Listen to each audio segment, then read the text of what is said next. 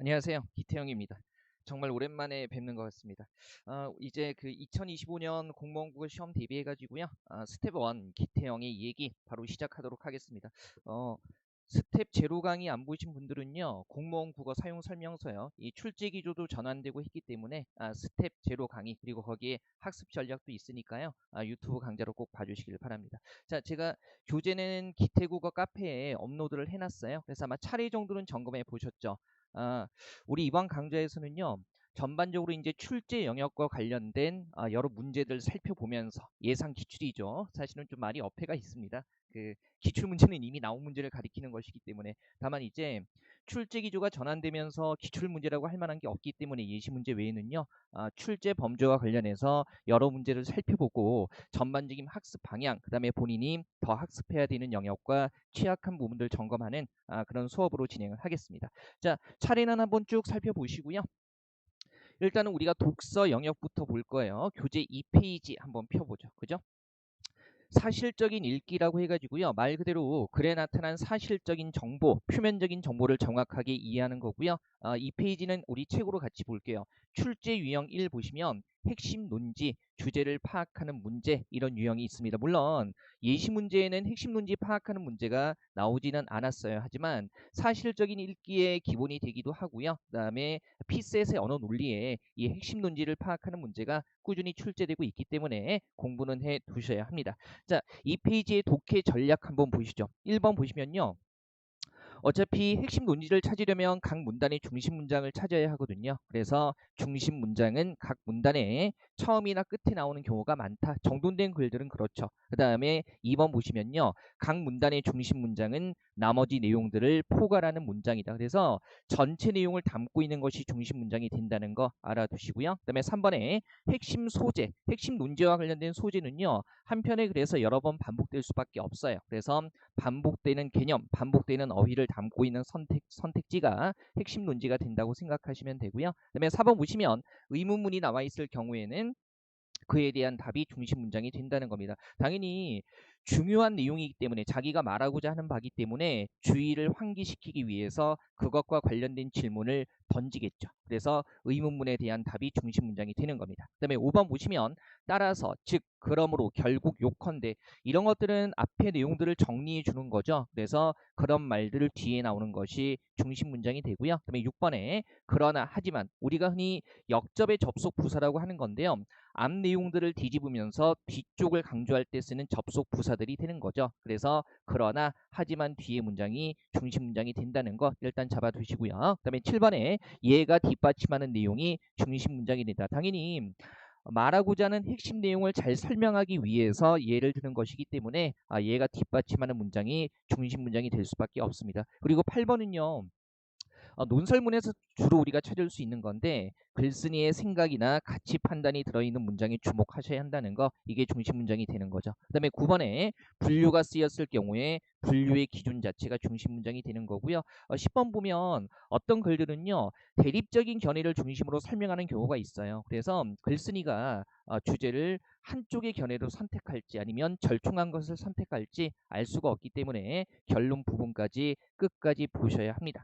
자, 거기 보시면 맨 아래쪽에요. 유형 잡는 독해 비법 이렇게 나와 있는데 이런 거죠. 우리 선택지 보다 보면 제시문과의 관련이 없는 내용들은 날리면 되는데 선택지 4개 중에 2개 이상이 제시문에서 확인할 수 있는 내용인 경우가 있어요. 그럴 때는 되게 번민하게 되잖아요. 근데 제시문에서 확인되는 내용들 중에 좀 더 포괄적인 것이 답이 된다는 거, 그거 생각하시면 되겠습니다. 자, 가보죠. 3번의 대표 기출 문제 먼저 한번 보시죠. 제가 대기라고 했어요. 대기라고 했고요. 자, 다음 글의 중심 내용으로 가장 적절한 것은, 이런 문제들 같은 경우는 선택지를 먼저 점검하기보다는요.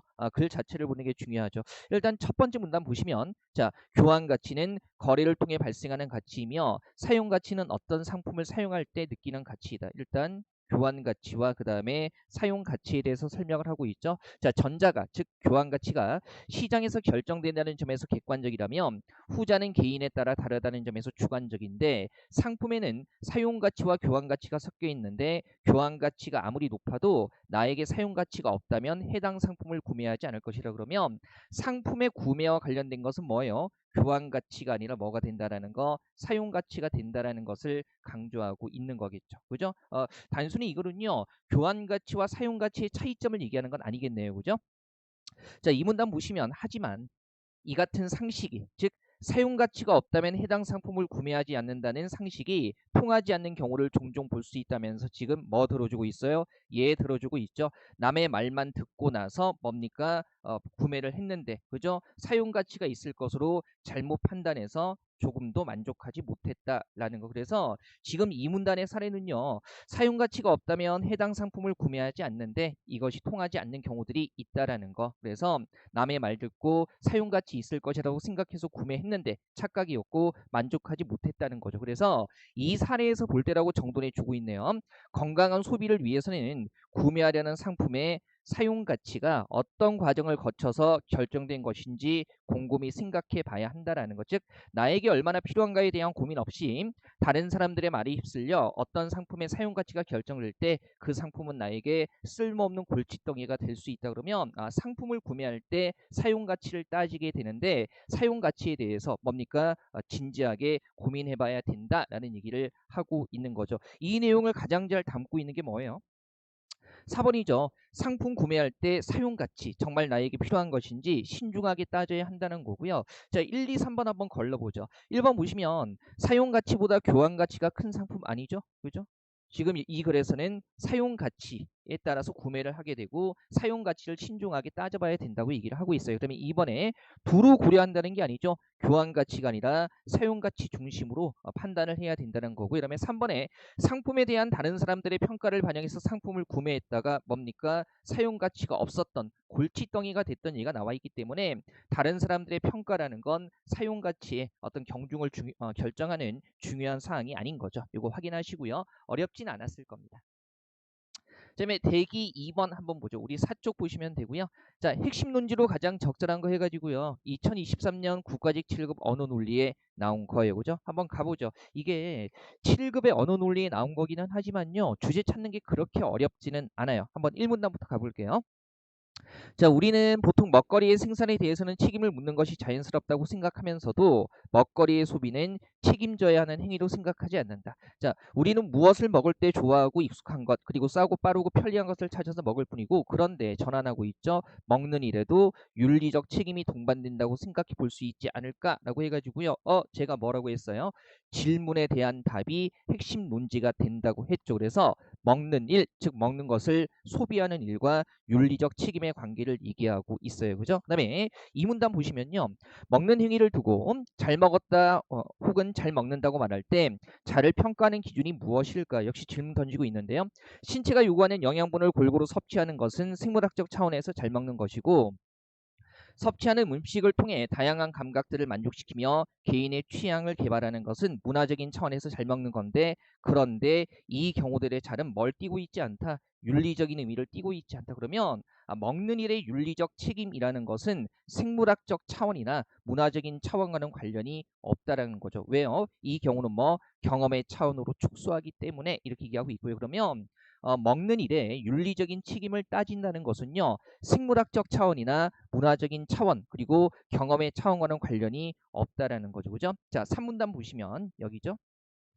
잘 먹는다는 것의 윤리적 차원은 우리의 먹는 행위가 그저 개인적인 차원에서 일어나는 일이 아니라 나오네요. 그러면 잘 먹는다는 것의 윤리적 차원, 윤리적 책임은 뭡니까? 개인적인 차원이 아니라 다른 사람, 동물, 식물, 서식지, 토양 등과 관계를 맺는 행위임을 인식하기 시작할 때 비로소 드러난다라고 해가지고요. 이 관계를 맺는다는 거, 이게 윤리적 책임과 관련이 되는 거네요. 자, 오늘날 먹거리의 전 지구적인 생산, 유통, 소비 체계 속에선 우리는 이들을 경제적 자원으로만 간주하는 특정한 방식으로 이들과 관계를 맺고 있다. 그러한 관계 방식은 공장식 사육, 심각한 동물학대, 농약과 화학 비료 사용에 따른 토양과 물의 오염, 그 다음에 동식물의 생존에 필수적인 서식지 파괴, 전통적인 농민 공동체의 파괴, 불공정한 노동 착취 등을 동반한다. 자, 이런 것들은 구체적으로 풀어서 얘기하는 거고요. 3문단의 핵심은 결국 먹는다는 것의 윤리적인 차원, 윤리적인 책임이라는 것은 뭡니까? 이런 여러 가지 것들과의 관계 맺는 행위라는 것을 인식하는 것과 관련이 된다는 거죠. 자, 마지막 문단 한번 보죠. 자, 우리가 무엇을 어떻게 먹는가 하는 것은 결국, 자, 요거 결론이요. 우리가 그런 관계망에 속한 인간이나 비인간 존재를 어떻게 대우하고 있는가를 드러내며 불가피하게 이러한 관계망의 형성이나 유지 혹은 변화에 기여하게 된다. 우리가 먹는 행위에 따라 관계망의 모습은 바뀔 수 있다. 그렇기에 이러한 관계들은 먹는 행위를 윤리적 반성의 대상으로 끌어올린다. 결국 먹는 일과 관련한 윤리적 책임이라는 것은 먹는 것과 관련된 여러 가지 관계들을 인식한다는 거죠. 근데 선택지 보면 아주 세부적으로 묻고 있지 않고요. 뭡니까? 먹는 행위에 대해서도 윤리적 차원을 고려해야 하고 윤리적인 차원, 책임을 생각한다는 것은 먹는 것과 관련된 관계들을 생각하고 인식한다는 것이다. 이게 이 글의 핵심 논지가 되는 거죠. 7급 문제기는 하지만요. 아주 어렵지는 않습니다. 그죠? 자, 나머지 선택지 걸러보죠. 윤리적으로 잘 먹기 위해서 육식 지향이라는 말은 아예 없고요. 그죠? 그다음에 3번에 건강 증진이나 취향 만족을 위한 먹는 행위는 개인적 차원의 평가 대상일 뿐이다. 물론 나와 있는 얘기기는 하지만 이 글의 핵심 먹는 일의 윤리적인 책임, 먹는다는 것과 관련해서 윤리적인 차원으로 생각하는 건 전혀 나와 있지 않습니다. 그죠? 자, 그다음에 4번에 먹는 행위는 동물, 식물, 토양 등의 비인간 존재와 인간 사이의 관계를 만들어낸다.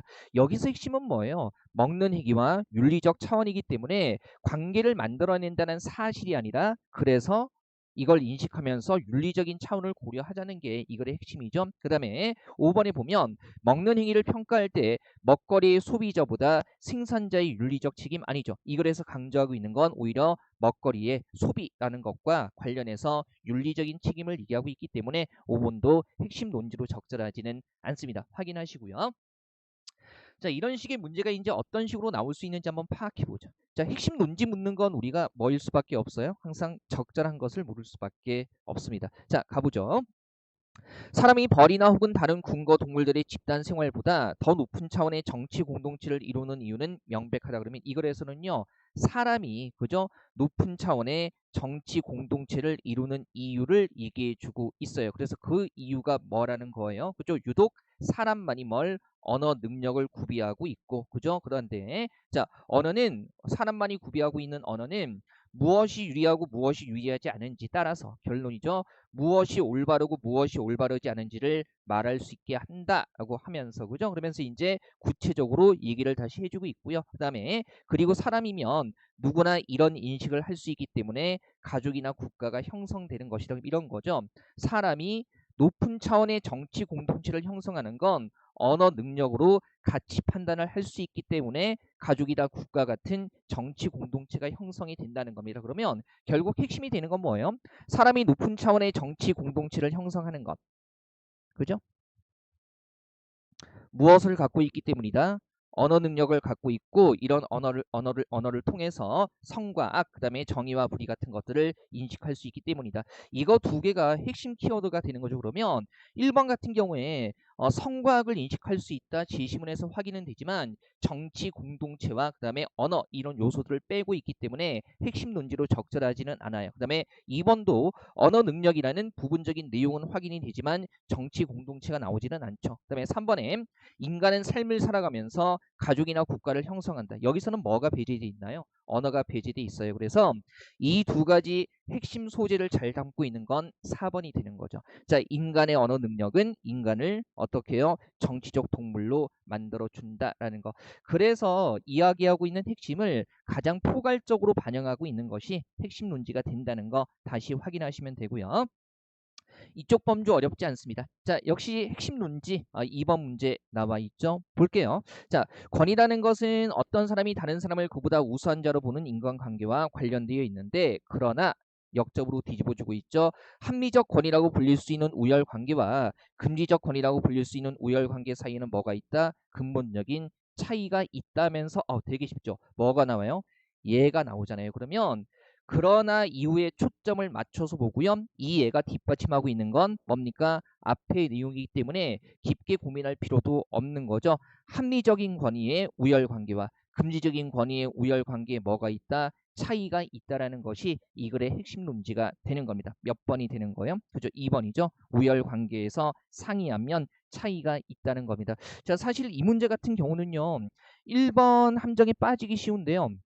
왠지 이 말 때문에 합리적인 권위가 왠지 긍정적인 면이 있다라고 생각하게 되잖아요. 근데 우리가 조심해야 되는 건 제시문에 나와 있는 내용을 파악하는 거죠. 통념으로 접근하는 게 아니고요. 여기에서는 어떤 것이 더 긍정적인가라는 가치 판단을 하고 있는 것이 아니라 이 둘 사이의 우열관계의 차이를 예를 통해서 세부적으로 설명해 주고 있기 때문에 2번이 핵심 논지로 적절한 겁니다. 충분히 잡아낼 수 있죠. 자, 그다음에 3번도요. 같은 패턴의 문제입니다. 그죠? 역시 핵심 논지로 적절한 거고요. 1문단부터 한번 가볼까요? 자, 핵심이 뭐예요?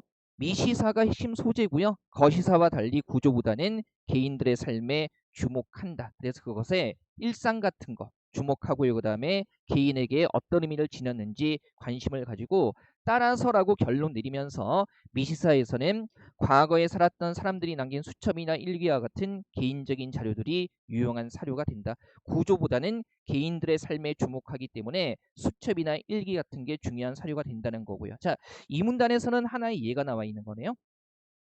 자, 독일의 포이케르트는 노동자들의 일기, 사진, 비밀 경찰 요원의 첩보 보고서 이런 것들이 이제 개인적인 자료겠죠. 그죠? 1930년대 후반 나치 치하의 군수공장 노동자들의 생활을 연구했다라고 사례 얘기를 해 주면서요. 그죠? 이 사례에서 당시 이제 이런 거죠. 독일 국민들이 협조적이었다는 일반적인 인식과는 달리 나치에 소극적으로 저항했다는 사실을 증명해 주는 것이었고, 자, 이러한 연구 결과라고 해서 이 사례의 의미를 정돈해 주고 있습니다. 자, 당시의 독일의 정치 상황이나 나치 조직의 통치 구조에 대한 거시사가들의 연구로는 알아내기 힘든 것이었다라고 얘기를 해주고 있어요. 그래서 미시사가 거시사가 밝혀내지 못한 측면을 밝혀준다는 얘기를 하고 있고요. 마지막에 이렇듯이라고 정돈해 주면서 미시사는 개인들의 삶을 이야기 형식으로 생생하게 복원해서 대중들로 하여금 역사의 역동성과 구체성을 느낄 수 있게 해준다. 즉 미시사의 가치, 미시사의 중요성 같은 거 얘기해주고 있는 거죠. 그러면 미시사는 개인들의 삶에 주목해서 거시사에서는 알아낼 수 없는 것들을 알려준다라는 게 이 글의 핵심 논지로 적절한 거죠. 그래서 2번입니다. 미시사는 거시사로 알아내기 힘든 역사를 구체적이고 생생하게 제시한다. 제시문의 내용을 가장 적절하게 반영하고 있는 거고요. 1번에서 미시사에서는 개인적인 자료들이 유용한 사료가 된다. 사실적으로 맞기는 한데 이 글에서 얘기하고 있는 결론이라는 거 어떤 가치가 있나를 배제하고 있기 때문에 1번은 핵심 논지로 적절하지 않고요. 3번도 제시문에 나와 있는 사실 하나를 언급하고 있을 따름이지 글 전체의 주제를 담고 있지는 못합니다. 그 다음에 이 글의 핵심은 거시사가 아니라 뭐예요? 미시사의 가치가 되는 거죠. 그래서 4번도 걸러내야 되고요. 앞쪽의 문제들은 많이 어렵지는 않았을 거예요. 자, 그러면 4번 한번 가보죠. 핵심 논지로 가장 적절한 거 얘기하고 있고요. 자, 1문단에서는요. 같이 볼게요. 수면이라는 거 그리고 인간의 건강과 삶의 질에 영향을 미친다 이렇게 나와 있고요. 그 다음에 2문단이죠. 같이 보고 있죠. 첫째 줄. 자, 충분한 수면은 건강과 안위를 증진시키고 그 다음에 짧은 수면은 뭡니까? 여러 가지 유병률 같은 것을 증가시킨다라고 해가지고요. 일단 2문단 내용만 보면 충분한 수면을 취해야 한다. 근데 3문단에서 재밌는 게 이런 거죠. 한편 충분한 수면이라는 게 무작정 긴 시간 자는 것은 아니라는 거예요. 9시간 이상의 긴 수면 같은 경우에 그죠? 얘도 어때요? 유병률을 증가시킨다. 그 다음에 사망률과도 관련이 있다 그러면 결국 마지막 문단에 가서요. 그죠? 4문단에 가서 이처럼이라고 해주면서요. 적절한 수면 시간보다 길거나 짧은 부적절한 수면은 그러니까 지나치게 길거나 지나치게 짧은 부적절한 수면은 건강 상태와는 역상관관계를 나타내고 있으며 역상관관계라는 거 뭐예요? 그러면 지나치게 길거나 짧은 이런 부적절한 수면이 건강에 해가 된다는 거겠죠. 그리고 사망률과도 직접적인 관련이 있는 것으로 나타났다. 따라서 뭡니까? 수면 시간을 적절하게 유지하는 것이 필요하다. 즉 지나치게 길거나 지나치게 짧은 수면은 좋지 않다. 적절한 수면이 좋다고 얘기를 하고 있는 거죠. 자, 보세요. 이거 아마 여러분들 보시면서 선택지 3번하고 헷갈렸을 겁니다. 그죠? 잘 보세요. 근데 1번에 지나치게 짧거나 긴 수면은 건강 상태와 역상관관계를 나타낸다. 그래서 이 근거를 가지고 뭐라고 하고 있는 거예요? 적절한 게 필요하다라는 거. 그죠? 그래서 1번 내용은요. 지나치게 짧거나 길게 자서는 안 된다는 얘기를 하고 있는 거예요. 그래서 1번은 핵심 논지로 적절하고요. 그 다음에 2번은요. 짧은 수면에 비해 긴 수면이 아니죠. 얘는 사실관계에서 어긋나죠. 그죠? 왜 그러냐면 지나치게 긴 수면도 문제가 되기 때문에. 그리고 3번은 보세요. 이 함정이 빠지기 쉬운 게 충분한 수면은 고혈압, 당뇨병, 뇌졸중 등의 유병률을 낮추는 효과가 있다.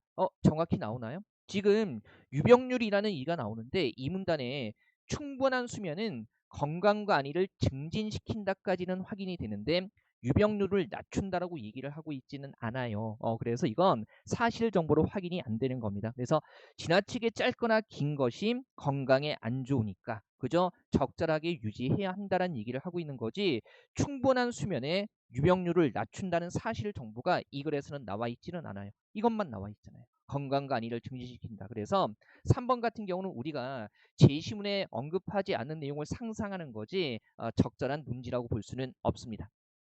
4번이요. 수면 시간이 짧아짐에 따라 부정적 결과가 초래된다. 이 글에서는요. 수면 시간이 짧아짐에 따라 부정적 결과가 초래된다라는 것은 지나치게 짧거나 긴 거 두 가지 중에 한 측면일 뿐이에요. 그래서 제시문에서 확인되는 내용들 중에 가장 포괄적인 거 담고 있는 건 1번이 되는 거죠. 핵심 논지로 그래서 적절한 겁니다. 한번 확인하시고요.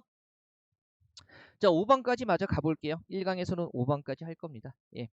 오랜만에 하니까 저도 좀 약간 어색한 감이 있습니다. 그죠? 그래도 우리가 그 유튜브 같은 경우는 긴 시간 집중하는 게 상대적으로 힘들잖아요. 아무래도 그 칠판 나오고 막 이렇게 선생님 모습, 강사 모습 전체가 나오는 것하고는 좀 다르기 때문에 그래서 좀 빨리빨리 핵심 중심으로 진행하겠습니다. 자, 핵심 논지로 적절한 거. 일단 1문단 보시면 삼행에서 질문을 던지고 있죠. 과연 인간을 인간이 아닌 것, 즉 비인간과 구분 지을 수 있는 고유한 인간성이라는 것이 존재하는 것인가? 그러면 이 질문에 대한 답이 이 글의 핵심 논지가 되는 거죠. 그러면서 이제 2문단, 3문단에 쭉 이 고유한 인간성에 대한 역사적인 고찰 같은 게 나오고요. 4문단 쪽에 한번 가보면 이제 포스트 휴먼이라는 것이 등장하면서 그죠? 포스트 휴먼이라는 게 등장하면서 4문단의 넷째 줄 가보죠. 그죠? 넷째 줄 보시면 이런 거죠.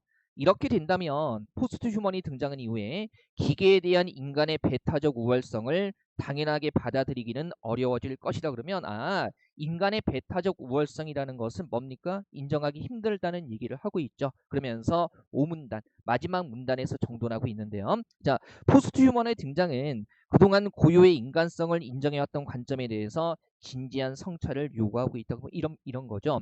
1문단에서 과연 고유한 인간성이라는 것이 있는 것일까? 근데 여러 가지 상황들을 보면 이 고유한 인간성을 인정해왔던 관점에 대해서 성찰을 해야 된다. 자, 이러한 성찰이 인간의 배타적 우월성을 유지하기 위해 인간을 인간이 아닌 것과 구분하는 또 다른 기준을 찾아야 한다는 것으로 귀결되어서는 안 된다. 그러면 배타적 우월성의 유지라는 것과는 관계가 없다는 거네요. 자, 포스트 휴먼에 관한 논의는 인간과 인간이 아닌 것을 구분해왔던 관점 자체에 대해서 근본적인 재고를 요구하고 있다라는 그럼 이런 거죠. 인간을 비인간과 구분지을 수 있는 고유한 인간성이 존재하는 것인가? 그런데 포스트 휴먼의 등장으로 인해서 이런 관점 자체를 좀 진지하게 생각해 봐야 되는 시점이 됐다는 얘기를 하고 있는 겁니다. 그러면 2번이죠. 인간과 비인간을 구분 짓는 것보다는 지금 또 다른 기준을 찾아야 한다는 것으로 귀결되어서는 안 된다라고 얘기를 하고 있기 때문에 구분짓기보다는 그러한 시도 자체에 내재한 문제를 인식해야 한다라는 거. 그죠? 이렇게 구분해 왔던 관점에 대해서 근본적으로 다시 생각해 보자라는 것은 그것의 문제를 한번 반성적으로 살펴보자는 거 아니겠습니까? 그래서 2번이 되는 거고요. 1번에 얘는 혼자 SF 소설 쓰고 있죠. 아무런 사회 도래 없고요. 그다음에 3번에 구분되는 속성을 찾는 것으로 귀결되어서 안 된다고 얘기를 하고 있기 때문에 이거 안 되고요. 그다음에 4번에 포스트 휴먼의 등장으로 인간은 기계에 대한 우월성을 확보하게 될 것이다. 3문단에 보면 배타적 우월성을 당연하게 받아들이기는 어려워질 것이다 라고 얘기를 하고 있기 때문에 4번 같은 경우는요. 아예 내용에서 어긋나는 거죠. 자, 핵심 논지 찾는 것은요. 지금까지 나온 기출문제를 봤을 때 그렇게 어려운 문제들이 많지는 않아요. 그래서 지금 이렇게 가볍게 훈련하시고요. 단순히 나와 있는 내용보다 전체를 포괄하고 있는 내용이라는 거, 거기에 초점 맞춰서, 그 다음에 질문에 대한 답이 핵심 논지와 결정적으로 관련이 된다라는 거, 그거 생각하시면서 정리하시면 되겠습니다. 자, 1강은요 이렇게 해서 마무리하도록 할게요.